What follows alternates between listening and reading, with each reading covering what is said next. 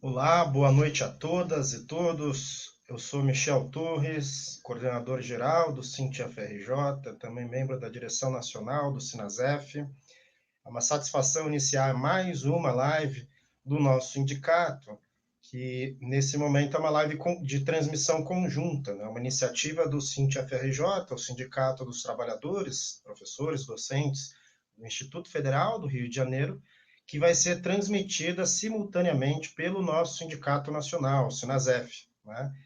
Então, para transmitir essa nossa live de hoje, tanto as páginas de Facebook quanto os canais de YouTube, tanto do Sinasef Nacional quanto do IFRJ, você vai poder compartilhar, assistir, enviar para os colegas assistirem depois desse período. Tá? Peço para que todos e todas que estejam chegando cliquem no nosso canal aqui do YouTube, do SINT-FRJ, prestigiem para que a gente possa ter, né, uma devolutiva e continuar fazendo essas iniciativas de debate crítico, plural, amplo, no âmbito da defesa da educação pública, na defesa dos direitos dos servidores públicos e na defesa de um projeto democrático de sociedade. Então, clica lá no canal, se inscreva no canal SINT-FRJ, clica no sininho, né, para prestigiar e a gente conseguir fortalecer esse projeto.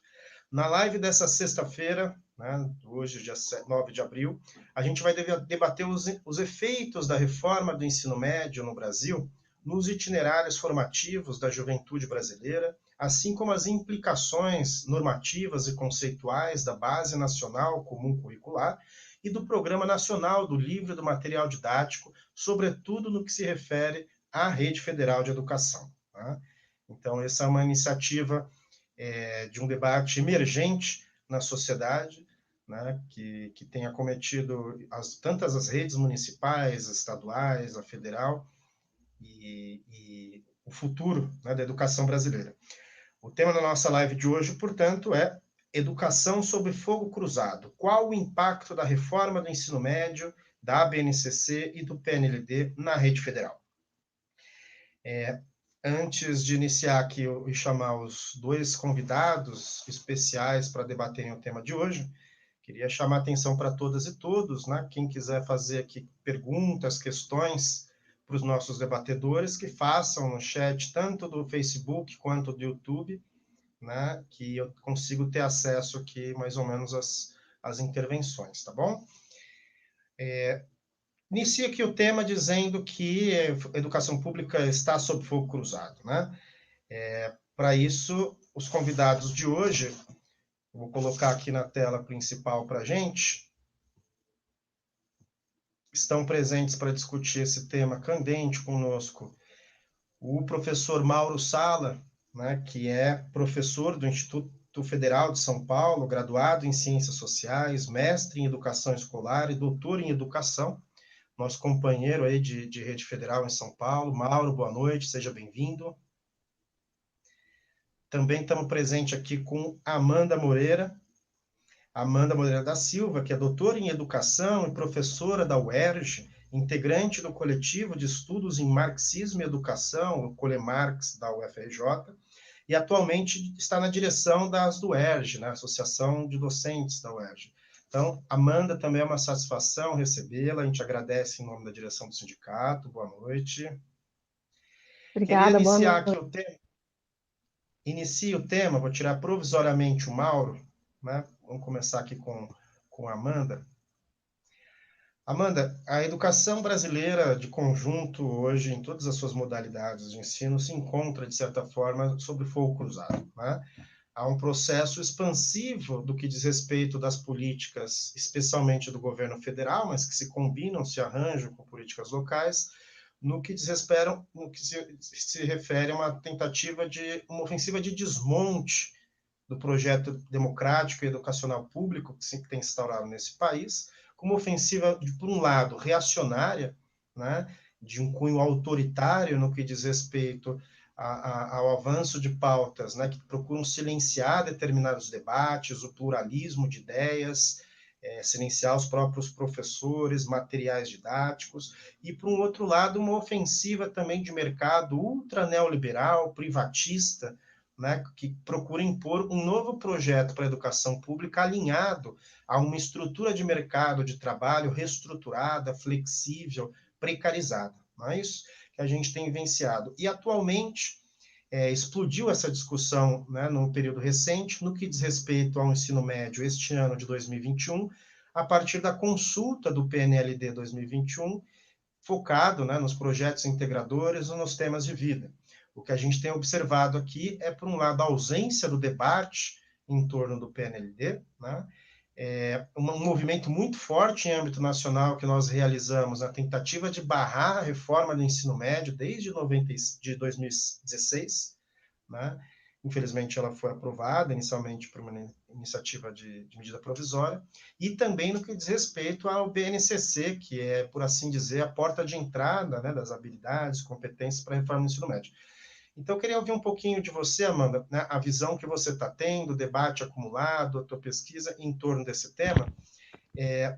Como que você tem visto a questão do PNLD, da BNCC e da reforma do ensino médio enquanto um projeto para a educação brasileira, né? Antes de passar aqui a bola, lembrar todas e todos que o Cintia-FRJ e o Sinasef Nacional compõem a Frente Nacional por um PNLD democrático, né, que é uma frente que se constituiu a partir de uma iniciativa diversa das redes municipais, estaduais e federal, que nesse momento está tentando fazer um debate crítico e um enfrentamento ao programa do governo Bolsonaro no que diz respeito a consultas, né, e produção de material didático para todos os segmentos da educação. Então, Amanda, é uma satisfação tê-la aqui conosco, e mais uma vez agradecemos a sua presença. A palavra é tua. Obrigada, Michel. Boa noite, primeiramente. Boa noite a todos e todas. Agradeço o convite, né, para estar aqui junto ao Cintia-FRJ, ao Sinasef, para discutir educação, né, com companheiros da Rede Federal, o Mauro. Espaços como esse são fundamentais, né, no momento, diante de uma realidade tão dura como a que a gente está vivendo. Né, então, o que nos resta é debater, discutir, elaborar, né, construir condições de luta, né, junto aos nossos sindicatos, movimentos sociais, enfim. Então, como o Mauro falou, né, eu vou trazer aqui uma fala mais geral, do ponto de vista da educação, para localizar essas políticas educacionais e reformas, né, dos últimos anos, e dialogando com o tema da live, né, educação sob fogo cruzado, e aí trazendo um pouco também do contexto da pandemia. Depois de mim, o Mauro, eu acredito que vá aprofundar um pouco mais as questões relativas à rede federal, né, em si, por ser professor da rede federal. Então, a minha fala aqui ela vai partir de um pressuposto, né, de que não tem como a gente falar de educação e desses pontos específicos, né, como que o Mauro trouxe, que o Michel trouxe, sem falar da totalidade social, né, sem falar dos aspectos econômicos, políticos, das mudanças no mundo do trabalho nas últimas décadas e principalmente na última década, agora de 2010, né, que há mudanças profundas, né, e que buscam que a educação vem colada a essas mudanças no sentido de formar um trabalhador de novo tipo, adequado a esses novos padrões de produção, né? Então, a imposição da Base Nacional Comum Curricular, a reforma do ensino médio, o Plano Nacional do Livro Didático, né, o ensino remoto durante a pandemia, agora o ensino híbrido, né,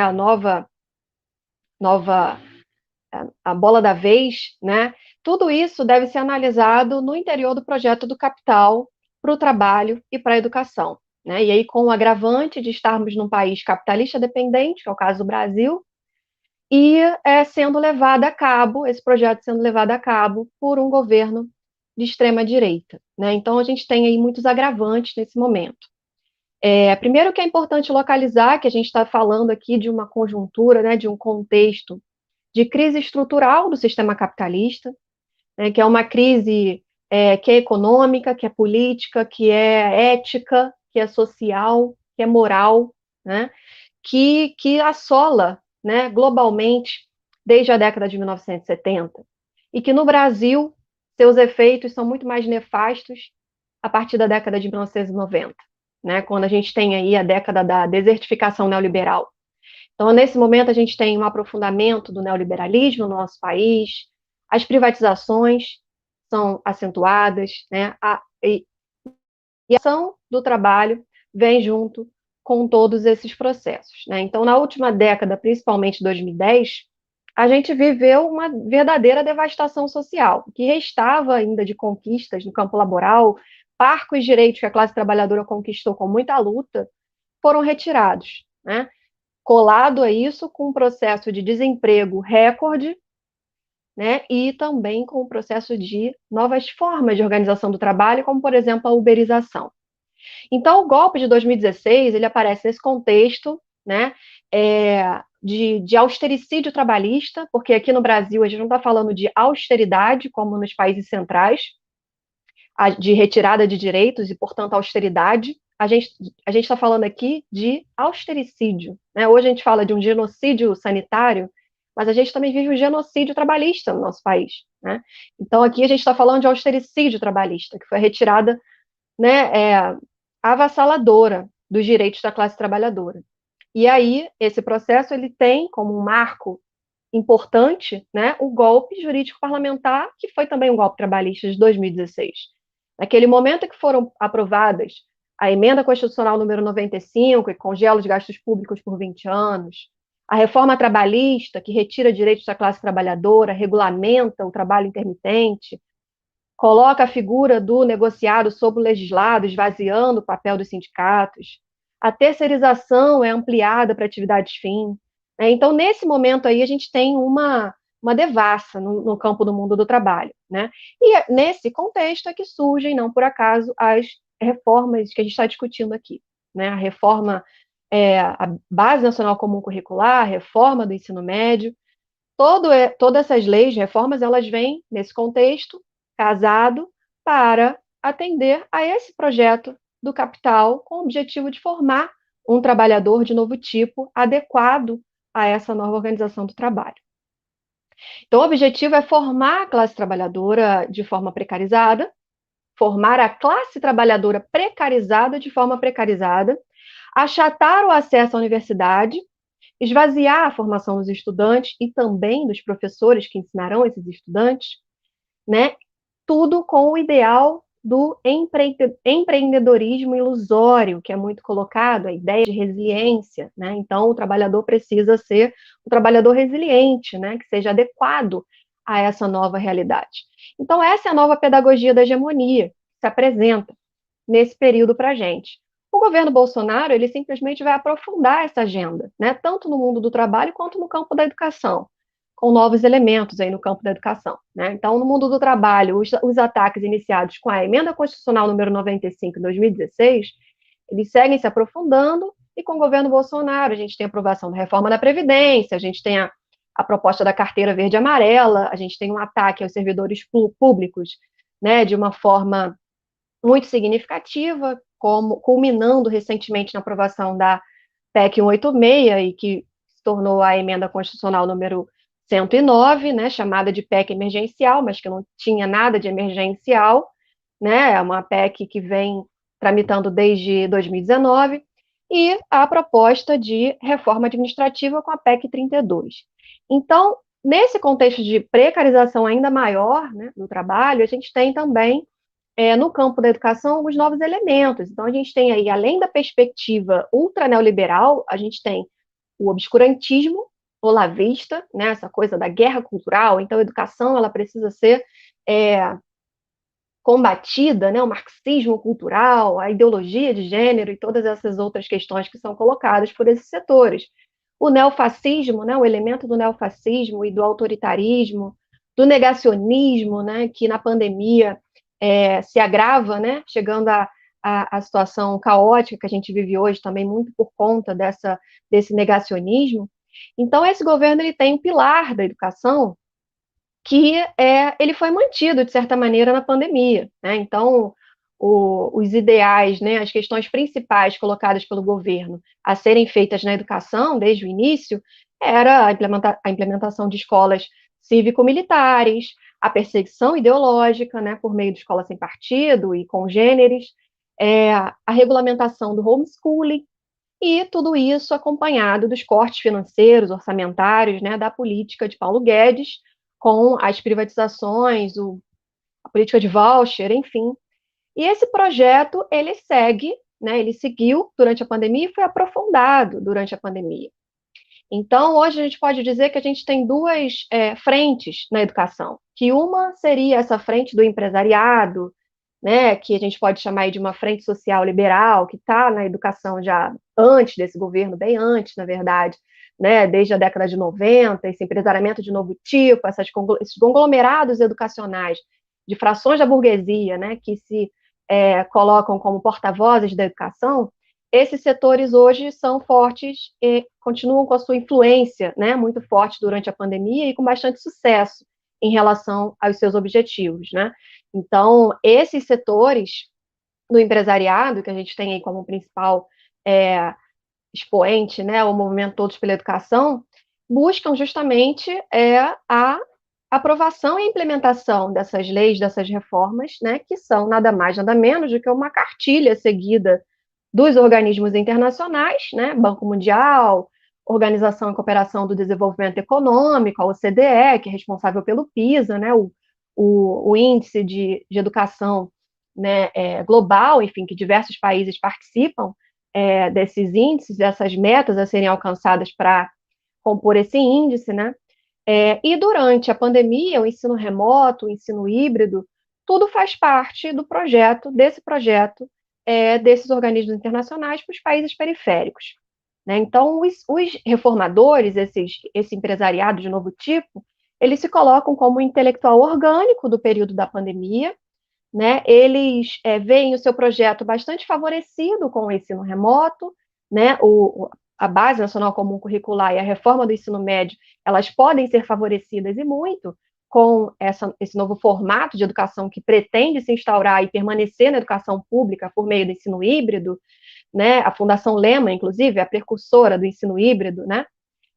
E esse projeto, na verdade, vem para atender esses objetivos, porque esvazia a formação, né, torna ela minimalista, né, conteúdos básicos que podem ser ensinados à distância de forma híbrida, não precisa da relação em sala de aula, porque o objetivo não é construir o diálogo ou o pensamento crítico, não, o objetivo garantir ali os índices e as metas a serem alcançadas, tanto no índice nacional quanto no índice internacional.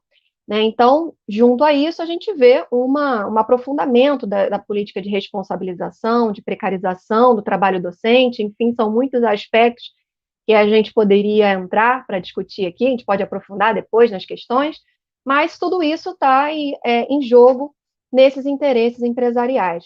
E, ao mesmo tempo, a gente tem, com o governo Bolsonaro, essa frente ultraconservadora, né, que não está nem um pouco preocupada em discutir os problemas estruturais da educação.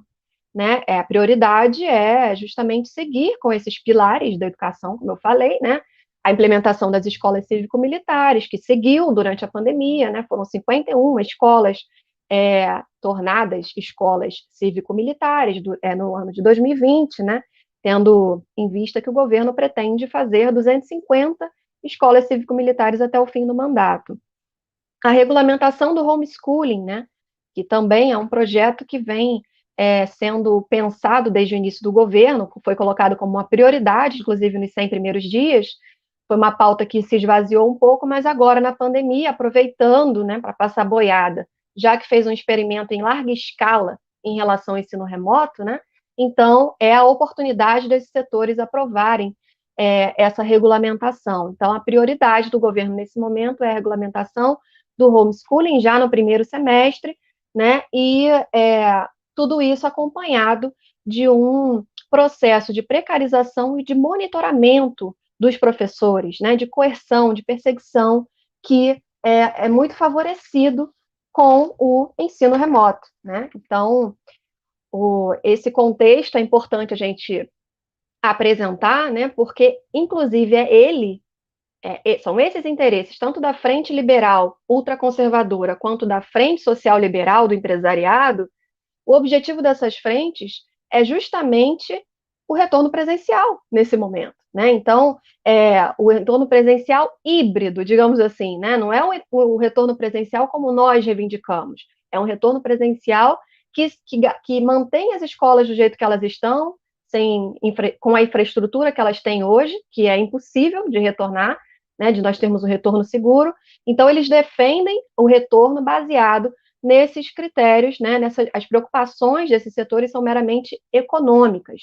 E aí eles combinam a sua pauta, né, no auge da pandemia. E aí não importa que a gente esteja no auge da pandemia, com crescimento exponencial de casos, com o país apontando já para uma crise funerária, inclusive, né, situação caótica realmente, e a gente vê que o que está pautando o retorno é o interesse econômico barra negacionismo, né? Porque para você defender uma reabertura de escolas hoje, no contexto que a gente vive, no país inteiro praticamente, você simplesmente ver o negacionismo andando de mãos dadas aí com os interesses econômicos.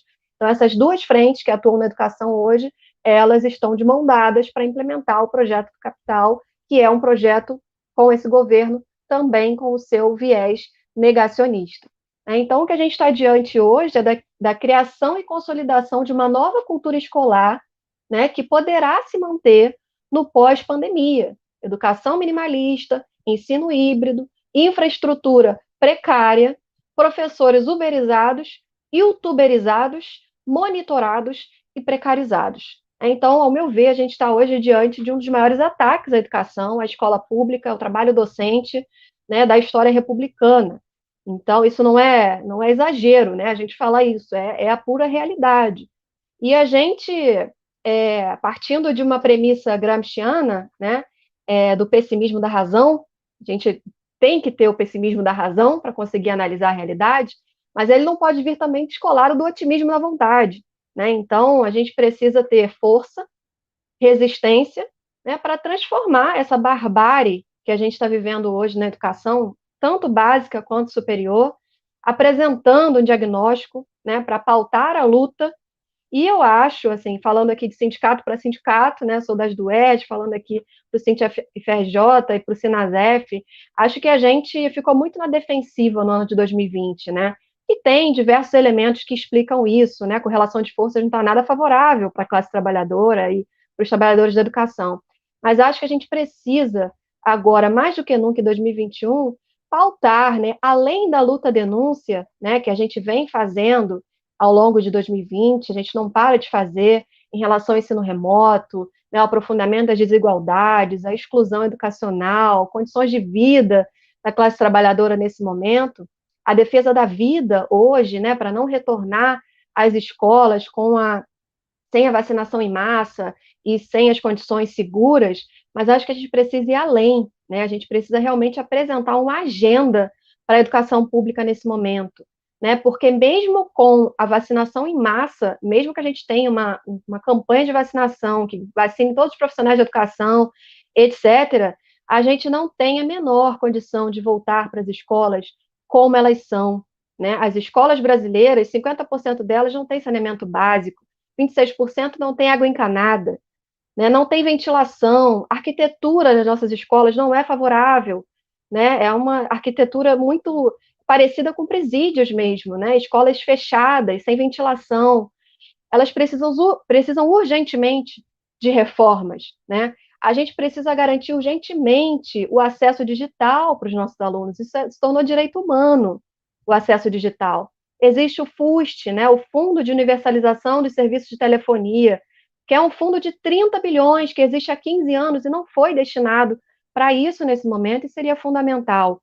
Concursos para professores, né, para que a gente não fique engolindo o ensino híbrido por anos e anos com sobrecarga de trabalho. Profissionais de assistência social, psicologia, que também é lei e que precisa ser implementada nas escolas, né, com um amplo programa de saúde mental que garanta um retorno, que garanta esse aspecto, né, que não é um retorno tranquilo, é um retorno pós-pandemia, a gente precisa olhar para isso.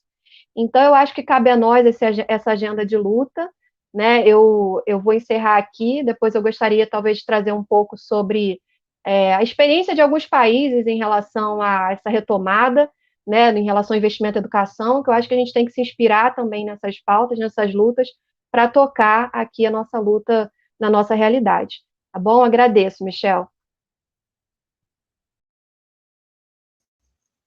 Muito bem, Amanda, a gente que agradece. frisar aqui na fala da professora Amanda alguns elementos que são importantes para esse debate, né? Primeiro é o projeto educacional. Muita gente diz, né, o governo Bolsonaro não tem projeto, não tem sustentação. Ao contrário, há um projeto claramente definido e em disputa, né? A Amanda citou aqui algo que, ao meu ver, bastante assertivo, né, de duas forças, digamos assim, na educação, e que, inclusive, disputam espaço dentro do MEC, né?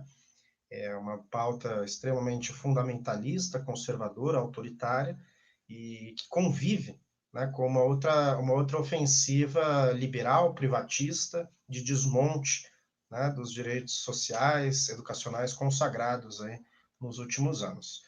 E também, o final da fala dela, eu gostaria, aliás, outro tema importante que a Amanda traz, são os impactos no que diz respeito ao cotidiano do fazer pedagógico, do trabalho docente, né, em novas formas, portanto, do ponto de vista contratuais, né. É importante a gente prever que nenhuma medida da educação está destituída de um contexto mais amplo, né. Nós tivemos recentemente aprovada a PEC emergencial, né, que, de certa forma, limita ainda mais a atuação no serviço público. Nós temos em tramitação a reforma administrativa, né, que, além de já ter congelado o salário dos servidores na PEC emergencial, agora a reforma administrativa ela pressupõe, por exemplo, o fim da estabilidade na carreira, né, novas formas de contratação no serviço público ainda mais precarizantes. Então, é um debate muito sério.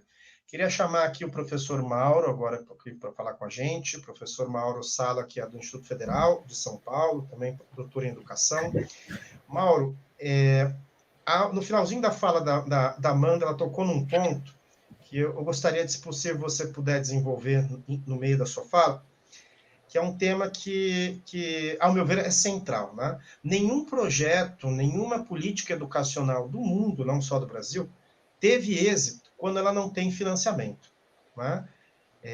Esse é um pressuposto correlato ao êxito de qualquer política pública, inclusive. No caso da educação, a reforma do ensino médio ela foi aprovada quase que simultaneamente, né, com um ataque forte, como a Amanda colocou, que foi a emenda constitucional 95, que congela o investimento em educação pública, por exemplo, além da saúde, né, e a gente já está vendo a implicação disso em um momento de pandemia. E a discussão principal que a grande mídia tem feito, para a maioria do parlamento, são questões econômicas, né? E não medidas emergenciais para a saúde, para a educação, né? Então, se você puder discutir um pouquinho a questão do orçamento, né, o fundo de investimento para a educação pública, dentro desse contexto. E, finalmente, para o nosso debate, Mauro, o tema do impacto, né, dessas mudanças para a rede federal. Como é que você está vendo isso, Mauro? Obrigado, boa noite. Bom, boa noite. Quero agradecer o convite do SINT-IFRJ, né, do SINASEF, né, dar uma saudação para todos os companheiros, todas as companheiras que estão acompanhando o debate, né, agradecer em nome do Michel e os convites. Eu acho que é sempre importante fazer... promover o debate mesmo num momento duro, ou digo até mais, no momento duro é no momento onde a gente mais precisa entender o que está acontecendo e buscar saída, né? Quero agradecer também a professora Amanda, que me antecedeu, que a fala dela me ajuda muito, porque ela estabelece, eu acho que um movimento da totalidade mais importante para a gente entender a reforma educacional, que é o movimento dessa precarização. Porque assim, tem o golpe, tem a crise 2015, 2016, golpe institucional, e aí tem um conjunto de reformas, né, que vai da emenda constitucional 95, reforma trabalhista, lei da terceirização, reforma do ensino médio, reforma da Previdência, né? Entender que esse conjunto de reformas, né, foi a saída burguesa para a crise do capitalismo, que teve sua situação mais dramática nos países centrais em 2008, mas que aqui, aquela marolinha lá que o Lula falou, atingiu com tudo a economia periférica em 2015 e que leva a um golpe e a uma série de reformas anti-trabalho, né? E é importante esse acento porque não se destrói o trabalho sem se destruir também a formação do trabalhador, né? O Marx, lá no Manifesto Comunista, ele fala que o trabalho, né, não entendo o conceito de força de trabalho, mas o trabalho, como toda a mercadoria, é igual ao custo de sua produção, né? E aí ele completa assim, né? Portanto, à medida que aumenta o caráter enfadonho do trabalho, decrescem os seus salários, né? Então, essa destruição do trabalho, nesse processo aí que a gente vê todo dia, é uma grande indústria que fecha no país, um aumento do desemprego, tudo isso também leva a um ajuste na formação da força de trabalho, e é o que a reforma do ensino médio e uma série de reformas educacionais busca fazer, né? Aqui hoje eu vou falar da reforma do ensino médio, mas eu acho que a rede federal vai ter que também pensar no conjunto das transformações da educação profissional e tecnológica, que as diretrizes curriculares aprovadas, publicadas agora no começo do ano, coloca, e a mudança também nos cursos de licenciatura, que também é uma das obrigações legais do Instituto Federal, que também a aprovação da BNC Formação e das diretrizes para a formação de professores também coloca para a gente como desafio e que também vai impactar na nossa vida. Tá? Mas certamente a reforma do ensino médio é o que mais vai impactar, né? Eu concordo com a professora Amanda que a reforma mais drástica da educação básica que a gente vivenciou, pelo menos na nossa geração, mas eu acho que sim, é a pior reforma de todo o período republicano da nossa história, né? Eu vou fazer assim, um breve apanhado só para a gente entender o que está em jogo com essa reforma do ensino médio, né? E quando a gente fala reforma do ensino médio, por isso que isso tem diretamente a ver com a gente, né? E acho que a gente comeu um pouco de bola, na verdade, né? Porque em 2016, 2017, quando eu discuti a reforma do ensino médio, bastante colegas, companheiros de Instituto Federal diziam que, não, mas a reforma do ensino médio mexe com a seção 4 da LDB, a seção que nos rege, a seção 4A, né, onde está as formas de articulação, integrado, concomitante, e o ensino profissionalizante, ensino de nível médio subsequente, como não alterou, como a reforma do ensino médio não alterou a seção 4A da LDB, ela não mexe com a gente. Eu acho que essa leitura foi equivocada, né, porque a reforma do ensino médio ela é simultaneamente uma reforma da educação básica e uma reforma da educação profissional, né? Por quê? Porque quando a reforma do ensino médio cria um quinto cria os itinerários formativos, né? Qual que é o grosso da estrutura da reforma? Agora, o ensino médio é dividido em duas partes, uma referente à Base Nacional Comum Curricular, a BNCC, de até 1.800 horas, e uma outra parte dos itinerários formativos, né? A BNCC são 4 áreas do conhecimento, né? Linguagens, matemática, ciências da natureza, ciências humanas, e os itinerários formativos são 5 itinerários formativos, 4 que coincidem com as áreas da BNCC, matemática, linguagem, ciências da natureza, ciências humanas, e um 5º itinerário formativo, que é o itinerário de formação técnica e profissional, que é a formação profissionalizante, né? E isso, então, por via indireta, né, a reforma do ensino médio criou uma outra forma de articulação entre educação básica e ensino profissional, ou entre ensino médio e ensino profissionalizante de nível médio, que não estava prevista na seção 4A da LDB, mas que, no entanto, passa a reger o conjunto do oferecimento da educação profissional no país, né? E isso foi ficando cada vez mais claro conforme foram saindo as normativas e as normatizações da reforma, né? Quando sai em 2018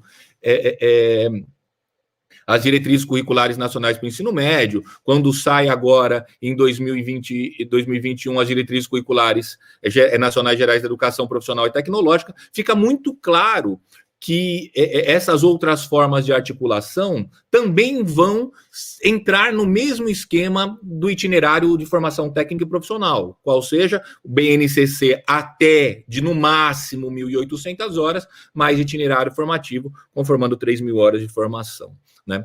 Então, acho que isso é a primeira dessas duas definições, eu quero partir dela para a gente pensar um pouco do futuro dos institutos federais. Primeiro, a reforma do ensino médio é simultaneamente uma reforma da educação básica de nível médio e uma reforma da educação profissional, né? E a reforma do ensino médio, ela cria um modelo único de oferecimento da educação profissional de nível médio, que é este modelo BNCC até 1.800 horas, mais itinerário de formação técnica e profissional. Mesmo que a gente chame de concomitância intercomplementar, integrado, no fim, o esquema que ele propõe é um esquema que busca se impor para todas as outras formas de articulação, tá? Mas quando eu falo um modelo único, a primeira coisa que a gente tem que ter claro é que esse modelo único não é um modelo único na sua estrutura, mas não no seu conteúdo, né? Porque o itinerário de formação técnica e profissional, né, se a gente lê lá, Não, primeira coisa, né? Essa questão dos 5 itinerários, 4 que coincidem com a BNCC, explicita aquilo que a gente sempre discute na educação de nível médio, que é a questão da dualidade, né?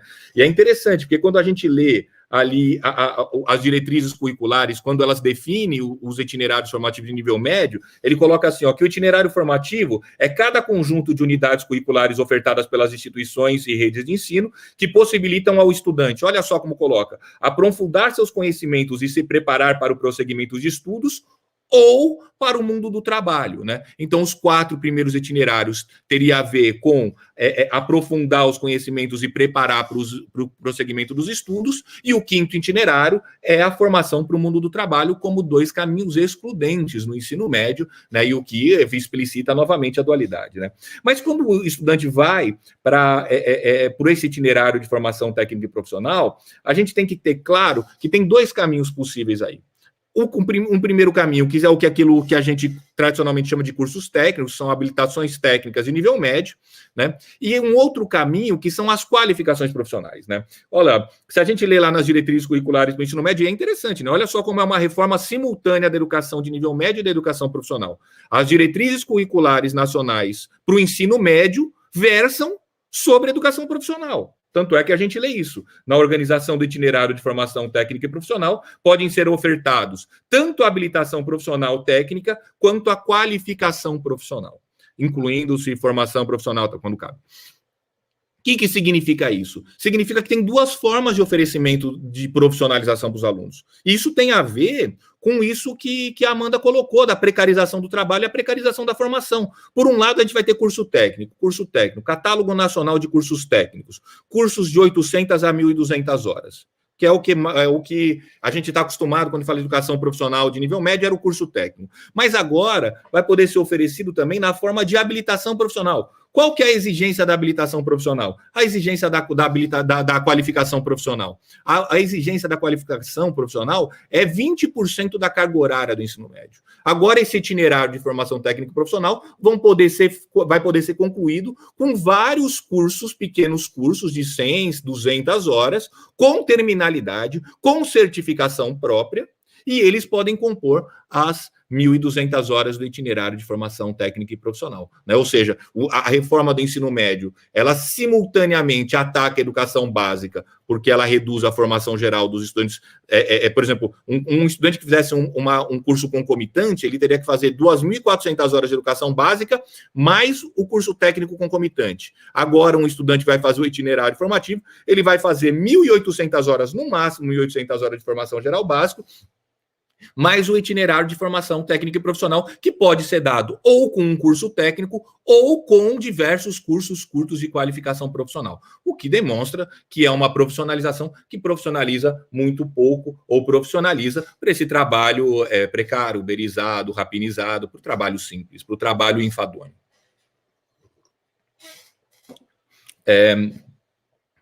Bom, inclusive estágio, Mauro, só interromper, inclusive estágio profissional também pode ser utilizado nessa. Sim, não, assim, ó, se a gente lê na LDB, Michel, a gente vai ver ali no artigo 36 que ele já prevê ali uma série de formas de cumprimento das exigências curriculares do ensino médio. Assim, tá explícito, né? Assim, ó, para efeito do cumprimento das exigências curriculares do ensino médio, é possível o quê? Demonstração prática, experiência de trabalho supervisionado, atividade de educação técnica oferecidas em outras instituições, estudos realizados em outras instituições nacionais e estrangeiros, cursos realizados por meio da educação à distância ou da educação profissional. Ou seja, a reforma do ensino médio traz, e quando a gente vai ler as diretrizes curriculares nacionais e as diretrizes curriculares para a educação profissional, a gente vai ver que essas formas se dão preferencialmente no 5º itinerário, ou seja, no itinerário de formação técnica e profissional. O EAD está regulamentado 20% da carga horária do diurno, 30% da carga horária do noturno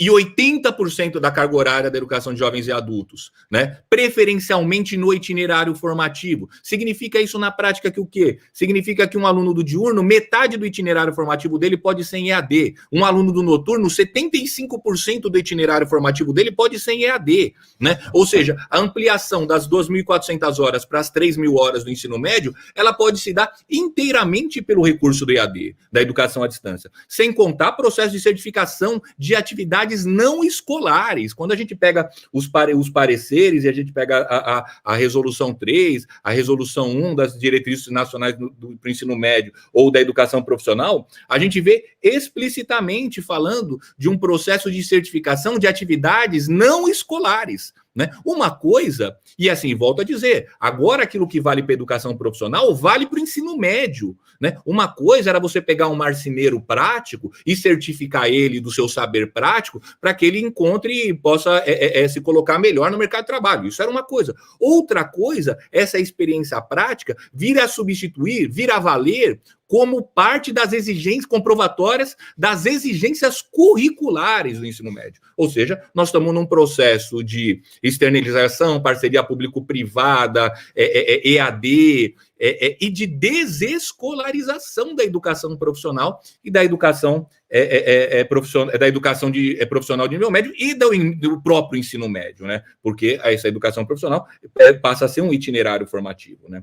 Bom, agora vamos direto para o que diz respeito aos IFES, né? Os IFES, de modo geral, oferecem lá, está lá na lei de formação do IFE, da 11.892, que deve oferecer 50% das vagas no ensino médio, preferencialmente na forma integrada, né? Mas qual que é o problema? A forma integrada, se a gente pegar as diretrizes curriculares para a educação profissional, ela é muito explícita em dizer, quer ver, eu vou baixar aqui para ler para vocês, em dizer que também essas formas de articulação, né, da concomitância ou da forma integrada, elas devem se adequar ao esquema da BNCC mais itinerário formativo. Quer ver? Deixa eu achar aqui. Aqui, ó. Os cursos de qualificação profissional técnica e os cursos técnicos na forma articulada, integrada com o ensino médio, ou com este concomitante em instituições e redes de ensino distinta, com projeto pedagógico unificado, terão a carga horária que, em conjunto com a da formação geral, totalizará no mínimo 3.000 horas, a partir de março de 2021, garantindo-se a carga horária máxima de 1.800 horas para a BNCC, né? Ou seja, mesmo o ensino integrado, ele passa a se reger por esse esquema BNCC mais itinerário formativo, ou seja, formação geral básica, BNCC, mais formação técnica. Isso não tem nada a ver com o integrado, né? Porque se hoje na prática, muitas vezes o integrado ainda é uma soma de duas partes, né? Poucos, acho que cursos conseguem de fato ter uma integração na formação, uma integração no currículo, né? A perspectiva é buscar essa integração. Mas se o integrado compor claramente de duas partes distintas, uma da BNCC e outra da formação profissionalizante, a própria ideia de integrado vai por terra, né? Vai por terra porque não há possibilidade de se integrar se as partes já estão definidas a priori, né? Então, e sem contar que agora, com as diretrizes curriculares para a educação profissional, né? Aquilo que, assim, quando a gente lê lá a seção 4A na LDB, a gente vai ver assim, as formas de articulação entre educação básica e educação profissional de nível médio. Integrado, né? Que é matrícula única, tal, com projeto curricular único, e concomitante. Né, duas matrículas separadas. No concomitante, tinha lá as formas que poderiam ser concomitantes, na mesma instituições diferentes, ou instituições diferentes com um projeto único na forma intercomplementar. Agora, esta forma intercomplementar, com as diretrizes curriculares da educação profissional, ela ganha o mesmo status da educação do ensino técnico integrado e do concomitante. Agora, são três formas principais: integrado, concomitante intercomplementar. Por que precisou subir para cima? Porque o que está sendo demandado dos institutos federais é que os institutos federais, na forma da concomitância intercomplementar, ou seja, de um convênio com as outras redes de ensino, ofereça apenas o curso profissionalizante, o itinerário de formação técnica e profissional. Não é à toa que a LDB, né, o Michel falou para falar de financiamento, é assim, né, quando veio a reforma do ensino médio, veio a emenda constitucional, todo mundo falou assim, a destruição por desfinanciamento. Né? Mas nenhuma política educacional, nenhuma política pública não vive sem orçamento, né? O orçamento é o pressuposto da política, né? Se por um lado, assim, das escolas de tempos integrais teve lá aporte e tudo mais, já na MP da reforma do ensino médio já alterava a lei 11.000, qualquer coisa que regia o Fundeb na época. Agora, com a emenda constitucional 108, né, que torna o Fundeb permanente, uma nova regulamentação foi feita a partir do decreto 10.565, agora de 2021, assinado pelo Bolsonaro. E ele coloca o quê? Ele coloca explicitamente, coloca de novo, a forma da concomitância interdisciplinar no Fundeb, ou seja, o Instituto, e cita explicitamente os institutos federais, né? Dizendo o quê? Que agora para efeito da divisão do fundo, né? E é interessante como o Fundeb aparece uma completa indistinção, assim, nos mesmos parágrafos aparece a ideia da concomitância intercomplementar e a ideia do itinerário formativo, porque os dois têm exatamente a mesma forma, BNCC na rede, em uma escola qualquer, e os institutos federais sendo demandados para oferecer apenas o itinerário de formação técnica e profissional. E para isso vai vir grana. E no momento que a gente vivencia cortes e mais cortes, esta grana a mais pesa, né? Se a gente olhar para as ETECs estão acabando com o ensino técnico integrado e elas estão dando só essa concomitância intercomplementar pelo Novotec, né? E se a gente lembrar como é dividido a fatia do bolo no Instituto Federal, a partir do aluno equivalente, todos aqueles cálculos de matrícula e tudo mais, a gente vai ver como esse dinheiro do Fundeb e essas matrículas para ampliação do itinerário de formação técnica e profissional vai pesar no Instituto Federal. E aí, se o Instituto Federal assumir, cair na sedução desse chacoalhar do dinheiro, todo o projeto de ensino técnico integrado vai ser engolido pelo projeto da reforma de ensino médio, vai ser engolido pelo projeto de precarização da formação básica e da formação profissional consubstanciada nessa reforma. É isso, obrigado. Muito bem, Mauro. Obrigado aqui pelas tuas questões. Acho que na sua fala é importante, né, dentre outras coisas, para a gente pensar, desfazer um mito, que eu concordo plenamente contigo. Quando surge o debate em torno da reforma do ensino médio, a grande maioria esmagadora, né, dos colegas da nossa rede diziam: isso não vai nos afetar, isso é para escolas públicas estaduais, municipais, etc., não vai nos atingir, né? E o que a gente tem observado é justamente o contrário. Na minha concepção, é justamente o principal aspecto que se pretende desconstruir, que é a educação integrada conforme se tem na educação federal, né? Muito bem. Eu vou tirar aqui momentaneamente o Mauro, né, trazer novamente para aqui para a tela a Amanda. Amanda, a partir aqui da tua fala foram sendo geradas aqui algumas perguntas, eu vou ler só o que foi mais central. O Kleber pergunta: a CEMED, imagino que seja a Secretaria Municipal de Educação, lá de Maceió, ameaça a rede com a implantação do perverso projeto de escola cívico-militar. Né? Você mencionava na tua fala que o governo federal tem ainda um projeto de expansão, né? Até o final dessa gestão. Aí o Cléber pergunta: como ir para o embate? Como se contrapor no campo das ideias? Né? A esse projeto de militarização, né, das escolas e etc.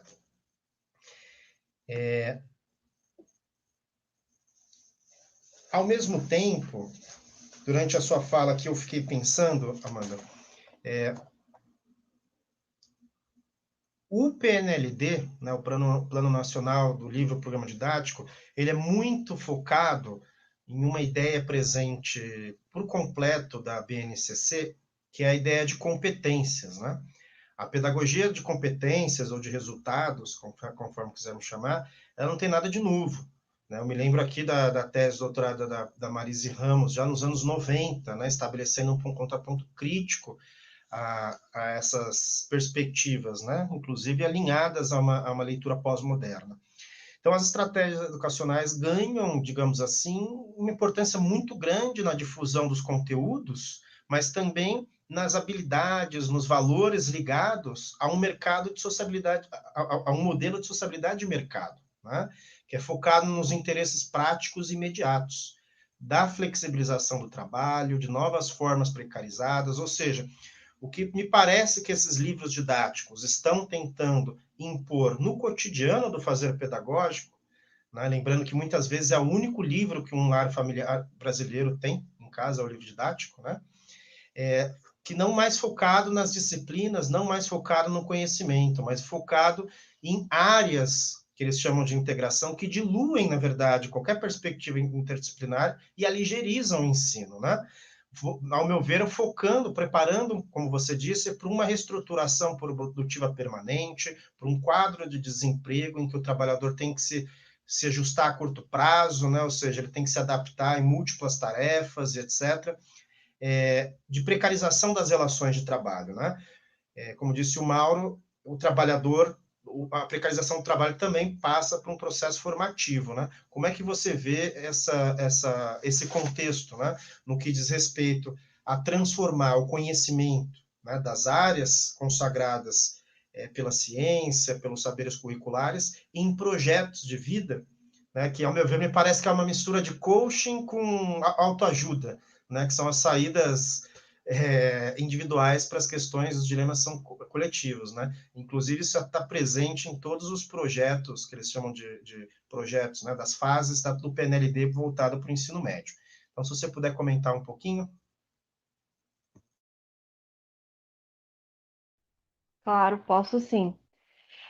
Bom, primeiro vou começar pela sua questão, né, Michel? Porque a gente tem que olhar essas últimas décadas, na verdade, como um conjunto, né? A gente tem ali a pedagogia das competências, né, a formação para competências e habilidades a partir da década de 1990, porque a gente tem ali uma mudança estrutural na educação, né? A partir daquele momento ali, da década de 90 principalmente, a gente começa a ter nos países periféricos, né, uma influência muito forte dos organismos internacionais pensando a agenda para esses países, né, e essa agenda inclui grandes reformas, né, e essas reformas elas são voltadas justamente para atender aos interesses do capital e formar a classe trabalhadora desses países, né. Então, a gente tem a partir dali essa política, né, de metas, da meritocracia, da bonificação, que na década de 2000 ganha muito espaço nas redes públicas, né? A gente vê aí o crescimento das avaliações externas, né? E com as suas especificidades em cada rede, todas as redes em nível nacional construindo as suas próprias avaliações, além da avaliação nacional, né? Então, tudo isso com o objetivo de atingir as metas, atingir os índices, com uma educação muito focada em português, matemática, ciências, né? Mas com esse objetivo. E o que hoje a gente vê, acompanhando, mais uma vez, as mudanças e transformações no mundo do trabalho, que se na década de 90 a gente viveu a desertificação neoliberal, em 2010 a gente viveu a devastação social, né? Devastação social. Então, para isso, é necessário não só formar para as competências e habilidades um trabalhador para atuar no mercado de trabalho terceirizado, como era lá atrás, na década de 90 e 2000, agora a gente está falando de um outro patamar de expropriação, né? A gente está falando do trabalho uberizado, do trabalho que as condições se aproximam ao trabalho no século XIX, né? Que é o trabalho que não tem nenhum tipo de garantia, que é um trabalho que sequer é um trabalho terceirizado, que ainda está nos marcos da CLT, que ainda tem direito a férias, aviso prévio, né, 13º, enfim, apesar de toda a precariedade do trabalho terceirizado. Mas o que a gente está falando hoje é de um trabalho totalmente sem nenhuma garantia, né? E além disso, o trabalhador ainda paga para trabalhar, né? Ele precisa entrar para o mercado com todos os instrumentos de trabalho, né? Um trabalho por dívida, porque ele vive com o que sobra, né, daquilo que ele já investiu para trabalhar. Então, é disso que a gente está falando. E, nesse contexto, há uma transformação também na educação. Então, por isso, as competências e habilidades dão lugar ao quê? As competências socioemocionais, porque é preciso mais do que tinha antes. É preciso agora formar um trabalhador que seja o futuro empreendedor, né, que é a ideologia do empreendedorismo, para um trabalho uberizado. É isso, né? Então, o trabalhador é, como você disse, uma mistura de coach, né? Com outra coisa agora que eu perdi que você falou, mas é isso. Resume bem o que é o mundo do trabalho hoje, e para isso é necessário formar esse trabalhador de novo tipo, e aí entram todas essas políticas, como o companheiro anterior, né, pontuou muito bem, da reforma do ensino médio, você também trouxe aí esses aspectos da Base Nacional Comum Curricular e também do Plano Nacional do Livro Didático, né? Tudo isso vem num contexto que visam minimizar a formação, né? Torná-la mais esvaziada de sentido, e, na verdade, para o sentido que a gente defende de educação, né? Porque ela vai ao encontro do que esses setores privatistas empresariais sempre defenderam e continuam defendendo. Então, para responder à questão do Mauro também, né, que falou da questão falou das escolas cívico-militares, no contexto que ele vive, é isso, né? A gente vê que é um projeto que, além desse projeto neoliberal, né, da frente social liberal, empresarial, né, que visa formar um trabalhador de novo tipo, de acordo com as mudanças e transformações do mundo do trabalho, a gente tem, diante desse governo, também que lutar ainda, né, contra essa frente ultra neoliberal, ultra conservadora, que é também neoliberal, mas é também ultra conservadora. Então, ela traz elementos novos. E isso é uma cortina de fumaça, muitas vezes, né, porque ela escamoteia, né? Ela esconde os problemas reais da educação pública, ela esconde a necessidade do investimento público para a educação e diz que o problema da educação não é a falta de estrutura, não é a desvalorização dos profissionais, não é, enfim, a falta de qualidade por conta de diversos aspectos gerados pelas políticas educacionais, e sim por conta da falta de disciplina dos estudantes, e sim por conta de outros aspectos criados aí por esse ideal olavista, por esse ideal obscurantista, né, que o problema são os professores que falam muito de ideologia de gênero e de marxismo na educação, como se isso fosse a realidade, né, como se isso existisse na realidade das escolas. Então, tudo funcionando como cortina de fumaça mesmo, para apagar os reais problemas de educação, e a gente vê que isso tem e teve segmento durante a pandemia, né, o que é bastante preocupante, porque a gente está diante de questões tão fulcrais para a educação hoje, né, que passam, claro, pelo investimento na educação, e a gente está falando aqui de pouquíssimas escolas, o que é 50 escolas, né, diante das 140 mil escolas brasileiras, né, então é um pouco isso, assim, e o homeschooling vem no mesmo pacote, né, que é um enfrentamento que a gente vai ter que fazer agora, né, que é a próxima pauta aí a ser implementada. Então, como ir para o embate, né, que é a pergunta que ele faz. Assim, a meu ver, a principal função, né, nossa, que nos colocamos no campo da esquerda combativa, no campo dos sindicatos, né, dos movimentos sociais, é, de fato, contrapor, né, esse discurso que hoje está pairando na educação e, inclusive, trazer exemplos, né, eu falei que tinha vontade de ter falado isso na minha primeira fala e trago agora, nos inspirar, inclusive, em países hoje que estão vendo formas de sair dessa pandemia, né? Porque tudo isso que a gente discutiu aqui, com a pandemia, foi tudo muito agravado, e favoreceu esses setores, tanto a frente ultraneoliberal quanto a frente conservadora, né? Então, a gente precisa hoje ter exemplos, né, em nível mundial, e aí eu trago aqui o exemplo dos Estados Unidos. Tudo bem, está falando de um país central, nós somos um país periférico, guardando as diferenças, mas pegando aqui para um efeito de comparação, que é um país que tem uma dimensão territorial parecida com a nossa, que passou também durante a pandemia por um governo negacionista, não dos mesmos moldes, mas também negacionista, que a educação tem bastante em comum, inclusive a nossa educação com a educação norte-americana, muito das nossas políticas educacionais são inspiradas no contexto da política norte-americana, desde a década de 90, né? Então, lá, a gente acompanha hoje, no governo Biden, com todas as críticas, tá, que a gente tem que fazer esse governo, não é um governo de esquerda, não é um governo progressista, enfim, mas a gente tem que reconhecer, né, que além do país estar saindo, tá superando de maneira muito melhor a pandemia, né, com a população vacinada em grande parte, queda de mortes, queda de casos, ainda assim, cabe dizer que 50% das escolas continuam fechadas, né? E, ao mesmo tempo, lá há um esforço para abrir as escolas, né? Eu acho que esse é o ponto central nesse momento. A gente quer a reabertura das escolas. A gente precisa, para contrapor esse projeto em curso, a gente precisa das escolas abertas. A gente precisa das escolas funcionando. A gente não pode engolir por mais 2, 3 anos o ensino híbrido, que vai favorecer esse projeto do capital. Então, lá nos Estados Unidos, por exemplo, o papel dos sindicatos foi fundamental. Lá, os sindicatos de trabalhadores de educação são de esquerda, são combativos, são muito ativos, inclusive, né? Então, lá foi possível aprovar um orçamento para a educação de 122 bilhões de dólares. Isso significa 4 mil dólares por aluno da educação básica. E a gente, no Brasil, a gente não está sequer discutindo isso. O único projeto que a gente tem aqui é o 3551 de 2020, que está em tramitação na Câmara, né, que aloca 2 bilhões de reais para 140 mil escolas brasileiras. Isso dá R$40 por estudante. Então, isso é um escárnio, né? Isso é um escárnio. Isso significa que nós não vamos conseguir voltar, porque esse é o projeto. É para que a gente não volte e mantenha o ensino híbrido, a volta por meio do ensino híbrido. É isso, a volta hoje, ela se dá nesses marcos. Né? Então, enfim, não sei se eu consegui responder, mas eu iria por aí, nessa reflexão aqui que eu trouxe para vocês. Muito obrigado, Amanda.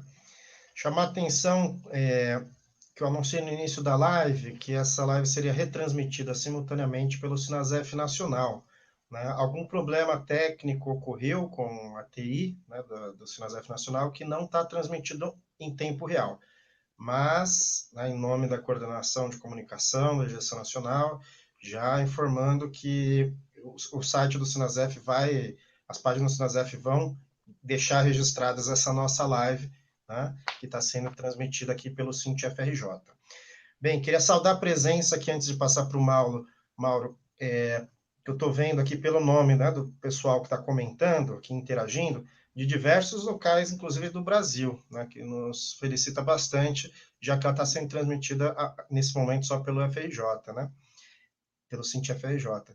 Tem pessoal de Goiás, pessoal do Mato Grosso, lá de Cáceres, tem pessoal de Alagoas, pelos nomes aqui, tem gente que é do Sul, São Paulo, Rio de Janeiro, Minas Gerais, né? Então estamos contemplando aí diversos servidores, né? Boa parte deles, a maioria que eu estou reconhecendo pelos nomes, inclusive da rede federal, né? Mauro, passar aqui para você. Diante desse cenário, se você quiser aprofundar um pouco essa última fala também da Amanda, que ficou também no finalzinho da sua fala, que é a questão orçamentária, né? A importância do investimento para a educação pública. O que a gente pode fazer? Tem muitas perguntas sendo feitas agora, né? Tendo em vista, primeiro, uma correlação de forças muito difícil, né? Como a Amanda colocou, desfavorável para a luta dos trabalhadores de conjunto. Ao meu ver, hoje, a pessoal de Bahia também dizendo que está aqui, Sergipe, ó, sejam todos aí bem-vindos. Hoje, ao meu ver, nenhum sindicato, nenhum segmento, inclusive, né, corporativo da sociedade, tem força política para barrar esses projetos sozinhos. Né? Então, como é que você está vendo em termos de articulação? A Amanda chegou a falar que em criar uma agenda nacional em âmbito unificado de defesa da educação, né? A gente tem tido algumas iniciativas nesse sentido, pelo FONASEF, que é o Fórum Nacional dos Servidores Públicos Federais, que tem tentado construir calendários unificados de luta, mas que nesse momento têm sido, apesar de muito importantes, insuficientes, né?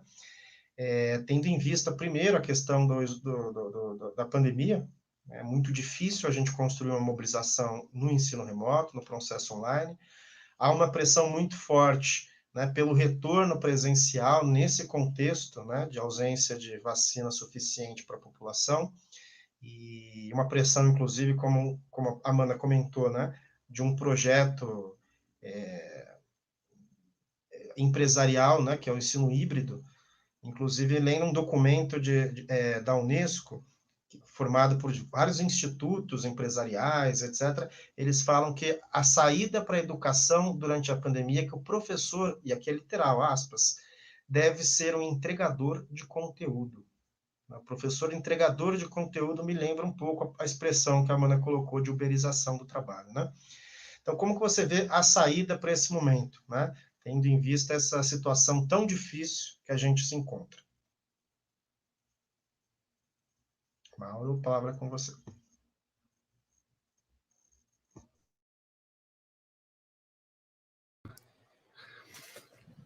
Essa é a pergunta de 1 milhão, né?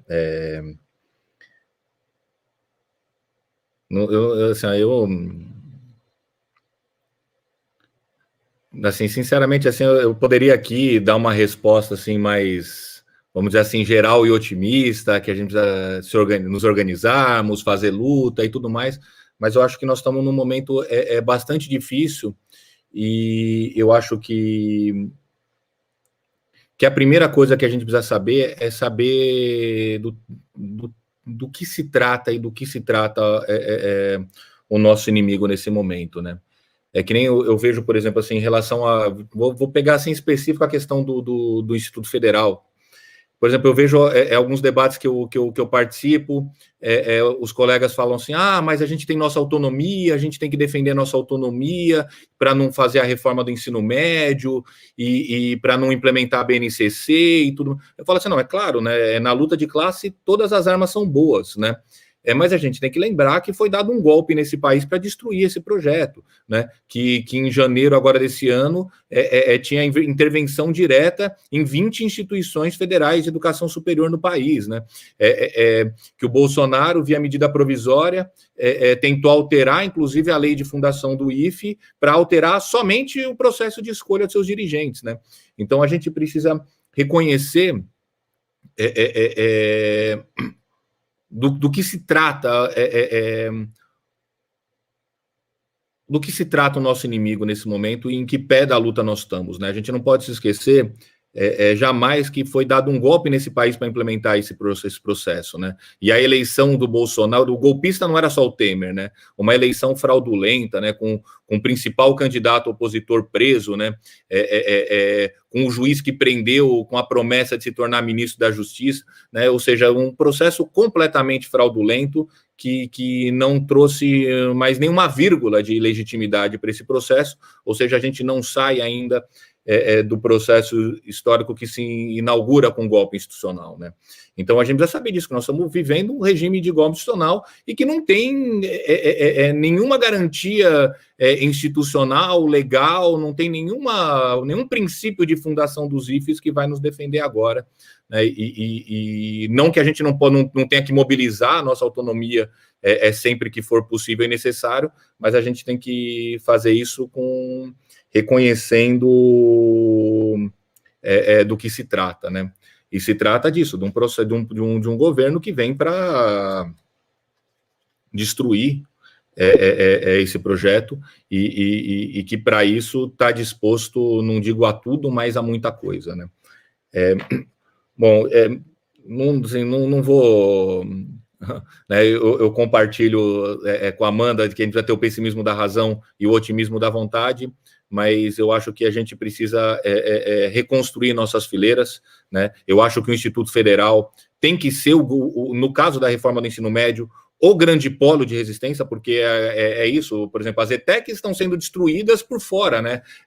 Uma resolução SEDUC, uma resolução da Secretaria de Desenvolvimento Econômico acaba com as ETECs e impõe um projeto para elas. A gente não, a gente tem, não digo aquela autonomia constitucional ou garantida no artigo 54 da LDB, mas a gente ainda tem algum espaço de manobra que ainda é importante a gente mobilizar, sem ilusão de achar que ela é absoluta, porque ela não é, nunca foi e sobretudo agora ela não é, né? Bom, em relação ao investimento em educação, é um problema histórico nosso, né? Interessante, assim, né? Tipo, quando o Lula soltou lá o programa de governo dele o programa eleitoral dele, na verdade, na primeira eleição que ele ganhou, ele fez uma promessa, tá lá escrito lá no caderno de educação dele, tem uma promessa. Eu vou derrubar o veto do Fernando Henrique Cardoso para investir 7% do PIB em educação. Tá lá, em 2001 ele falou isso, que ia derrubar o veto do Fernando Henrique para aplicar 7% do PIB em educação, né? Nunca foi feito, nunca foi nem derrubado o veto, né? E em 2015, 2016, o Brasil ainda não tinha chegado nesse patamar de investimento em educação, né? Quando tem o PNE, que foi aprovado em 2014, novamente a gente defendia os 10% do PIB para já, né? A Dilma sancionou o PNE com 10% para 2024, né? Já chegou no prazo que tinha que ter alcançado os 7% do PIB e a gente não tem notícia de que isso vai se realizar, né? Então a questão do subfinanciamento da educação é histórico, né? É lógico que quando a gente fala só do PIB, vem sempre alguém falar assim, mas o Brasil gasta muito em relação ao PIB, mas em relação ao per capita é muito aquém dos outros países, dos países né, da média da OCDE, ou mesmo de países vamos dizer assim, que poderia comparar com o Brasil, e de qualquer forma, o que se investe hoje é muito aquém das necessidades que a gente tem, né? Ou que a gente gostaria de ter, né? Porque a necessidade não é a gente que determina, mas também, nesse momento, são os nossos inimigos, né? Mas não se enfrenta esse problema sem enfrentar um problema que também é estrutural da formação capitalista nossa e da nossa forma dependente de capitalismo, que é a questão da dívida pública, né? Ora ele aparece com mais força, ora aparece com menos força a questão da dívida pública, mas a gente não vai discutir investimento de educação nesse país se a gente não enfrentar o maior saque dos cofres públicos, que é a dívida pública, né? Então, acho que esse é um tema que merece um debate inteiro para isso, né, a questão da educação e da dívida pública, né? Bom, só para voltar um negócio assim, falou das escolas militares, né? Começou aqui, na verdade, um tema que eu não toquei, do PNLD. Eu vi que teve uma pergunta assim de como os IFES pode se pode ou não pode resistir à BNCC. Eu vou dizer assim, ó, o problema da BNCC nos IFES não é o conteúdo dela, porque o conteúdo dela é tão rebaixado que a gente vai nadar de braçada nessa BNCC. O problema é a estrutura que ela nos impõe, né? Por exemplo, o IFE tem uma diferença das outras escolas, né? Que nem a Amanda acho, falou que a questão ou o Michel falou, alguém falou da questão que o livro didático se torna importante na realidade da escola, né? É verdade, mas assim, só que a gente, nos institutos federais, a gente pôde dar de ombro para o PNLD, porque nós estamos falando de uma rede com professores de altíssima formação, com um grau de conhecimento bastante, ou seja, que tem a possibilidade de produzir seu próprio material, com uma condição de trabalho que permite a gente preparar as aulas, ou seja, a gente não é tão refém dessa mediação mercadológica entre a política curricular e o chão da escola, que o PNLD é isso, a gente, lógico, é bom o livro didático na realidade do Brasil, mas o PNLD a gente não pode ter dúvida, é uma mediação mercadológica entre a política educacional e o chão da escola, né? O PNLD foi importante porque apareceu agora para a gente, colocou essa imposição curricular de forma concreta no livro, né? Mas isso já estava desenhado antes, e a gente precisa saber, né? O que vai amarrar, o que amarra de fato essa BNCC? Não é o PNLD é um instrumento, né? Mas o que amarra de fato são as avaliações externas, né? E aí, no caso, sinceramente, do IFE, talvez a gente vai ter que ter 1.800 horas de BNCC, é lei. Talvez isso a gente vai ter que se adaptar. Mas em termos de conteúdo, na verdade, eu acho que uma rede como a Rede Federal de Educação Profissional e Tecnológica, nada de braçada nesses conteúdos, e as avaliações de larga escala mostram isso. Então, acho que em termos de conteúdo, a gente não tem que se adequar à BNCC, porque ela é o básico, ela é o mínimo, transformar o mínimo no máximo da escola, porque é isso que vai ser cobrado nas avaliações, né?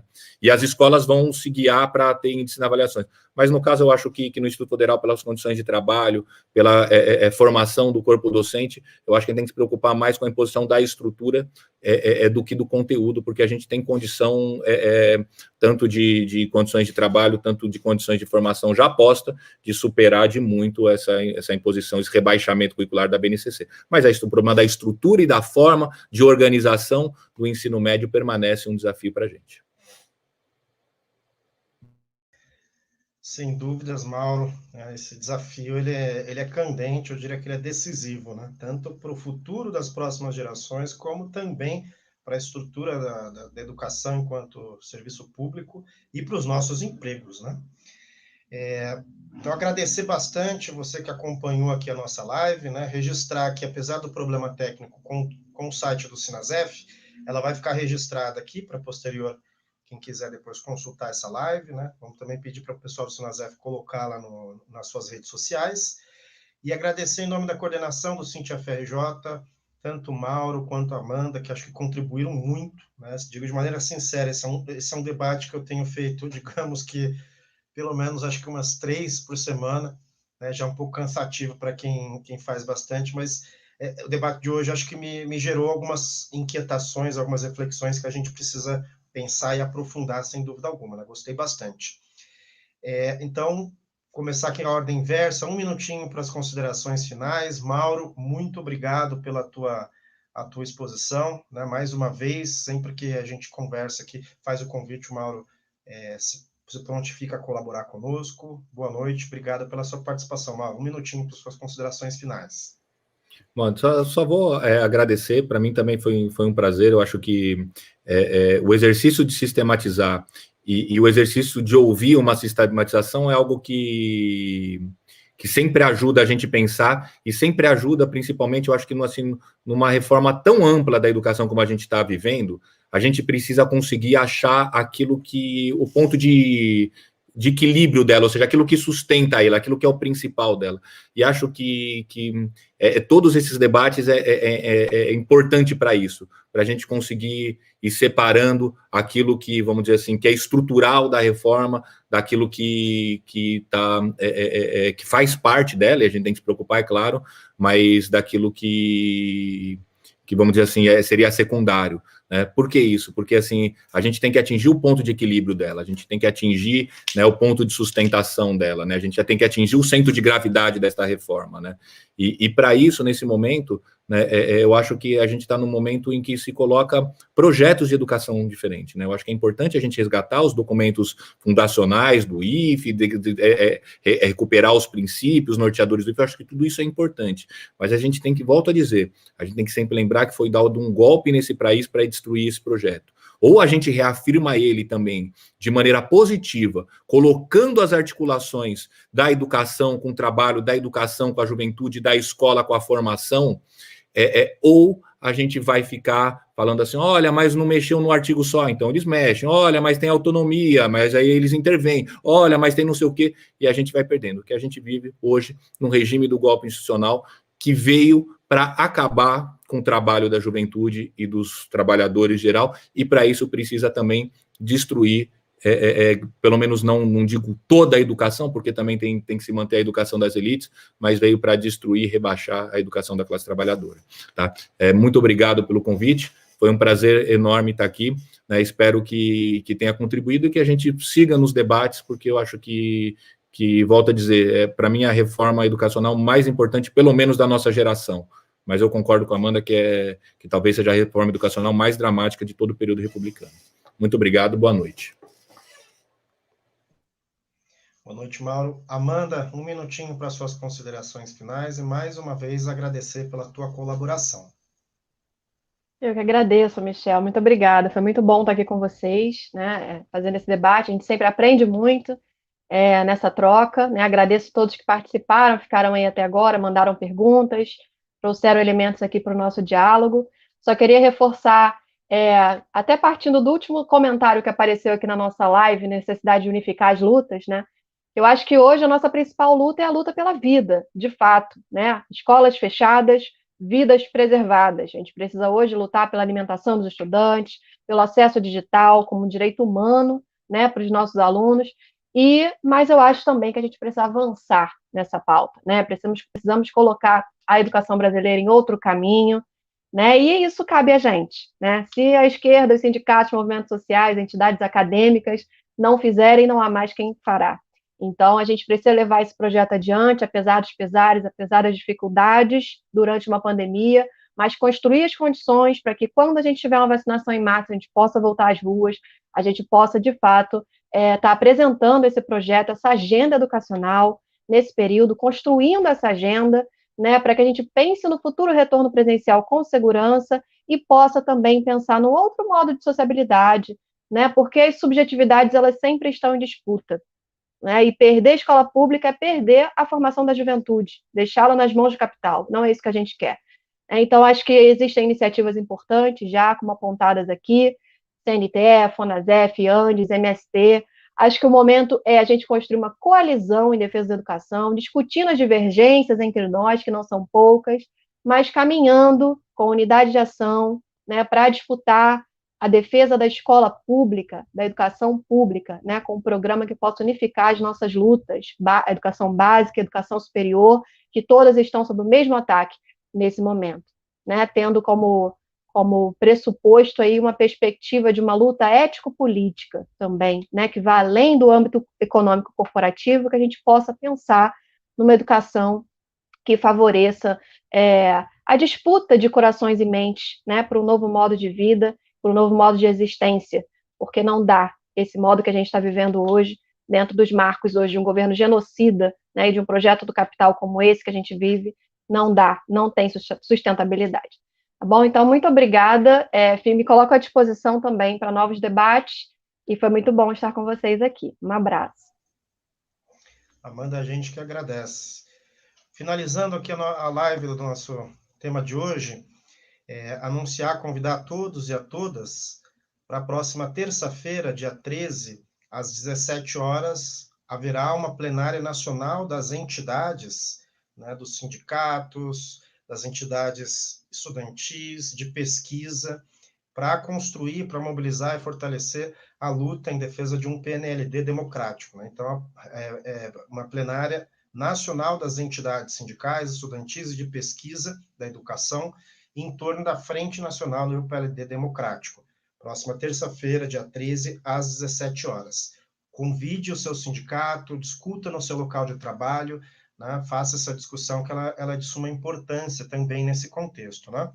Então, agradecer mais uma vez a Amanda, Mauro, lembrar a todas e todos, né, o SINT-FRJ e o SINASEF dão uma batalha em defesa da educação pública e construindo as saídas unificadas das lutas, né? Porque em situação reacionária não há outra forma de lutar a não ser resistir com unidade, né? E lembrar que a luta por vacina para todos, universal, gratuita, é a mesma luta contra Bolsonaro. A luta em defesa da educação pública nesse momento é a mesma luta pela interrupção do governo Bolsonaro de conjunto, né?